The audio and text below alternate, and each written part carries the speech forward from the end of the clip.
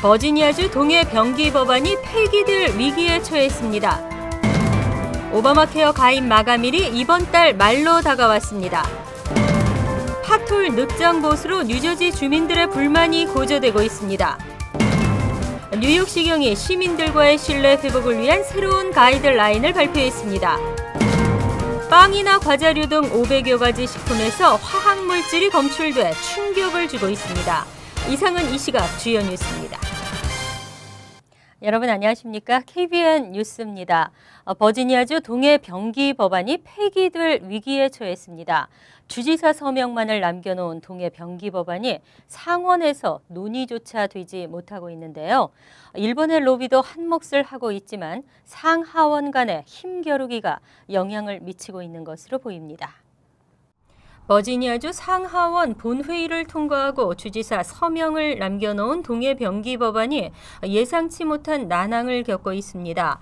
현재 상하원은 양쪽에서 통과된 법안을 교차 심의 중입니다. 하원에서 압도적 찬성으로 통과된 동해 법안이 상원 교육위원회에서는 논의조차 못되고 있는 상황입니다. 동해 법안에 반대했던 민주당 루이스 루카스 의원이 새롭게 교육위 위원장을 맡으면서 하원에서 올라온 동해 법안 심의를 미루고 있기 때문입니다. 데이브 마스덴 상원 의원은 아직 회기가 남아있으니 두고 봐야 할 것이라고 말했습니다. 하지만 이대로라면 하원 동해 법안은 상원 본회의에도 가보지 못한 채 그대로 폐기될 위기입니다. 문제는 동해 법안이 양당 간의 대립 구도가 심화되는 가운데 껴있다는 것입니다. 여기에 일본 정부 고용 로비스트의 집요한 활동도 한몫을 하고 있는 것으로 알려졌습니다. 마스덴 의원도 민주와 공화 양당 간 정치적인 힘 겨루기가 벌어지고 있어 마지막까지 어떻게 될지 모르는 상황이라고 말했습니다. 한편 미주 한인의 목소리 피터 킴 회장은 예상치 못했던 상하원 교차 심의로 법안이 죽어버리는 황당한 일이 벌어질 수 있다며 다음 주 예정된 하원 본회의에 한인들이 관심을 갖는 모습을 보여주어야 한다고 말했습니다. 오바마케어 가입 마감일이 이번 달까지입니다. 자격이 되시는 분들은 이번 달 말까지 가입을 하셔야 벌금을 피할 수 있습니다. 아직까지 오바마케어에 가입하지 못한 무보험자들은 이번 달 31일까지 온라인 건보 거래소에서 보험 가입을 해야 벌금을 면할 수 있습니다. 만일 4월 1일부터 보험 혜택을 받으려면 이번 달 15일까지 가입을 마쳐야 합니다. 건강보험 의무 가입 조항에 따라 보험 미가입 시 벌금은 2015년 소득세 신고 시 부과되며 1인당 95달러, 가족은 285달러까지 벌금을 낼 수 있습니다. 또는 연소득의 1% 가운데 큰 금액을 벌금으로 내게 됩니다. 전문가들은 벌금을 피하기 위해 3월 안에 보험을 신청하려는 사람들이 몰릴 것을 우려하고 있습니다. 이렇게 되면 서비스가 지연될 수도 있어 가능한 한 빨리 가입을 마칠 것을 권하고 있습니다. 오바마케어 가입은 건보거래소 웹사이트에서 개인정보를 입력하고 계좌를 개설한 후 가입과 정부 보조 수령 자격을 확인하고 플랜을 선택하면 됩니다. 뉴욕주에서는 자체 건보거래소 웹사이트를 통해 가입할 수 있으며 무료로 보험 가입을 도와주는 공인 내비게이터를 검색해 도움을 받을 수 있습니다. 뉴저지주에서는 연방정부 건보거래소 웹사이트를 이용하고 내비게이터 도움을 받으려면 연방정부가 제공하는 검색 사이트에서 지역이나 우편 번호를 입력하면 됩니다. 뉴욕시가 대대적인 파톨 보수 공사를 실시하고 있는 것과는 대조적으로 뉴저지 사정은 그렇지 않습니다. 파톨 늑장 보수와 주차 부족으로 뉴저지 주민들의 불만이 고조되고 있습니다. 어제 날짜 레코드는 북부 뉴저지의 팰리세이즈 인터스테이트 파크웨이의 파톨 수리가 늦어지고 있다고 보도했습니다. 포트리에서 허드슨 강변을 따라 북쪽 뉴욕주 라클랜드 카운티로 이어지는 이 도로는 북부 뉴저지 주민들이 뉴욕시로 출퇴근 시 가장 많이 이용하는 도로입니다. 하지만 파톨 보수는 늦어지고 있습니다. 일부 정치인들은 이 같은 늦장 대응을 도로 관리를 맡고 있는 독립기관 팰리세이즈 인터스테이트 파크 파크웨이의 탓으로 돌리고 있습니다. 고든 존슨 뉴저지주 하원 의원은 기관 운영이 제대로 되고 있는지 조사가 필요하다고 지적했습니다.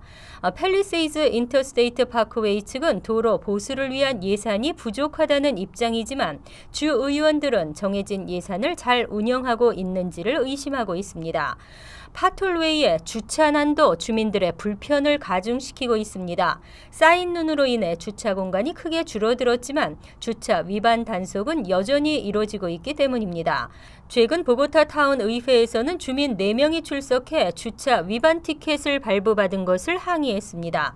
또 통행량이 많은 브로드 애비뉴나 센트럴 블러바드 등은 눈이 올 때 스트릿 파킹이 금지돼 있습니다. 파톨과 주차로 이중고를 겪고 있는 주민들의 원성이 높아지고 있습니다. 공포의 대상이었던 뉴욕시경 경찰들이 친절해질까요? 그동안 무차별적 불신 검문을 실행해온 뉴욕시경을 바라보는 시민들의 눈초리가 따가운데요.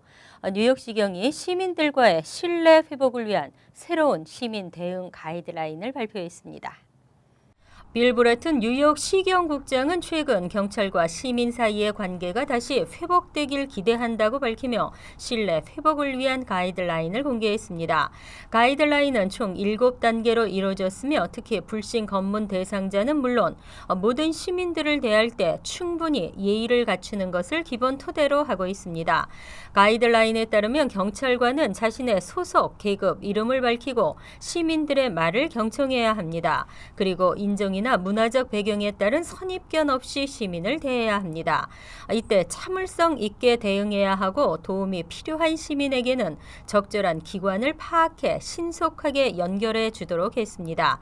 시민들의 요청에 최선을 다해 해결하도록 함과 동시에 시민이 존중을 받았다는 느낌이 들도록 노력해야 합니다. 한편 불신 검문은 지난 2001년 마이클 블룸버그 전 뉴욕시장 시절 치안 유지를 위해 강력히 시행해 왔습니다. 하지만 시민들의 불만과 함께 인권 침해로 헌법에 위배된다는 판결이 나오기도 했습니다. 이번 시민 대응 가이드라인으로 인종차별 논란을 줄일 수 있을지 귀추가 주목되고 있습니다. 재외동포들을 위한 인터넷 사이트가 오픈됐습니다. 전 세계 한인 현황을 한눈에 볼 수 있는 사이버 국토 공간인데요. 기업 활동과 안전한 해외 여행에도 도움이 될 것으로 기대되고 있습니다. 전 세계 재외동포들의 인적, 경제적 네트워크 형성을 지원할 수 있는 시스템 글로벌 한마당 사이트가 문을 열었습니다. 한국국토교통부가 운영하는 글로벌 한마당은 사이버 국토공간으로 공간 정보를 기반으로 한 시스템입니다. 또 재외동포와 해외 여행자 등 누구나 이용할 수 있는 쌍방향 의사소통이 가능한 플랫폼 형태로 구축됐습니다. 우선 뉴욕과 런던, 도쿄 지역을 시범적으로 운영할 예정입니다. 이 사이트를 통해 재외공간과 한인단체 및 한인이 운영하는 숙박, 식당 등 사업체 정보도 검색할 수 있습니다. 이 밖에 한국 내외 지도 연계와 통계 서비스도 제공합니다. 또한 위치 기반의 속성 정보가 결합된 한인 정보를 언제 어디서든 누구나 웹을 통해 접근이 가능하며 실시간 자료 갱신도 가능합니다. 현재 뉴욕 12,000여 건, 런던 2,000여 건과 도쿄 1,000여 건의 한인 비즈니스 정보가 구축돼 있습니다. 한국국토교통부 관계자는 글로벌 한마당 서비스를 통해 사이버 국토 공간을 확대하고 기업 활동과 안전한 해외 여행 등 새로운 비즈니스 모델을 발굴할 계획이라고 밝혔습니다. 미국에서도 식품들에 결코 안심할 수 없다는 충격적인 결과가 나왔습니다. 슈퍼마켓에서 쉽게 접하는 빵이나 과자류 등 500여 가지 제품에서 화학 물질이 검출됐습니다. 환경시민단체인 엔바이로멘탈 워킹그룹은 최근 발표한 보고서를 통해 130여 개 제과 제빵 브랜드가 판매하는 500여 식빵과 스낵, 베이글 제품에 아조디카본아미드가 함유됐다고 밝혔습니다. 아조디카본아미드는 밀가루 반죽이 잘 되도록 돕고 빵 껍질 부분을 부드럽고 탄력 있게 하는 첨가제입니다. 하지만 요가 매트, 신발 밑창 등 플라스틱 제품을 만들 때도 사용됩니다. 있습니다. 세계보건기구는 대량으로 이를 취급한 근로자들이 호흡기 질환과 피부 자극의 위험을 높인다고 밝힌 바 있습니다. 때문에 유럽과 호주 등에서는 식품 사용 승인조차 받지 못한 첨가제입니다.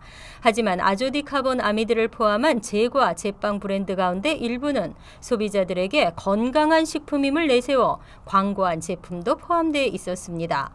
이와 관련해 찰스 슈머 연방상원의원은 지난달 연방식품의약국에 아조디카본 아미드 사용을 금지할 것을 촉구하고 패스트푸드 체인에게도 이를 금지토록 요청했습니다. 의학이 발달하고 생활 수준이 높아진 덕에 고령화 속도는 갈수록 빨라지고 있습니다. 뉴저지 버긴 카운티에서 55세 이상 노인 비율이 가장 높은 곳은 잉그루드 클립스 그리고 포트리로 나타났습니다.